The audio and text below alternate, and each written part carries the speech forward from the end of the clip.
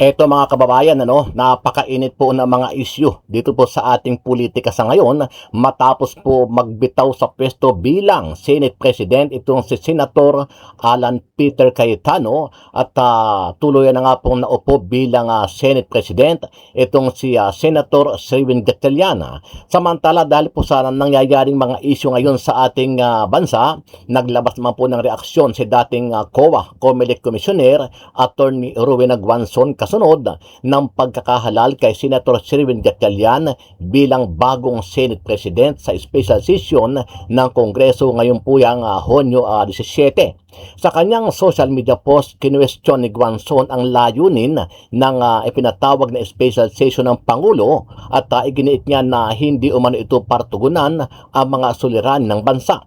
Nag-utos ang Pangulo ng special session ng Senado hindi dahil may mahalagang batas na gusto nilang ipasa para matugunan ang mga problema na kinakaharap ng mga Pilipino, kundi magpalit ng Senate President at pigilan ang pagsisiwalat ng katotohanan sa flood control. Yan po ang naging pahayag ni dating COMELEC Commissioner Attorney Rowena Guanzon. Dumating ang pahayag ni Guanzon matapos mabuo ang 13 senador na quorum sa paglipat ni Senator Joel Villanueva sa kampo ni Gatchalian na nagbukas ng daan sa formal na pagkakahalal ng bagong Senate President.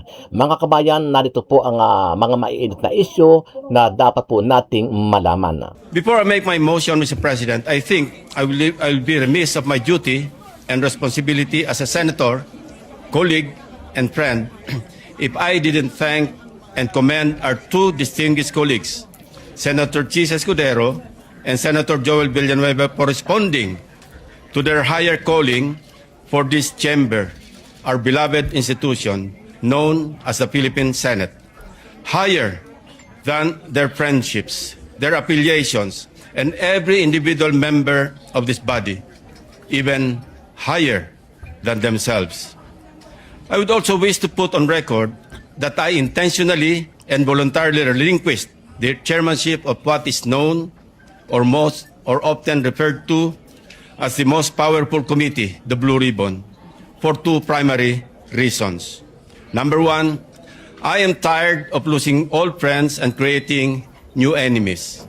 And number two, there are other colleagues who are equally, if not more qualified than this humble representation to take on the job.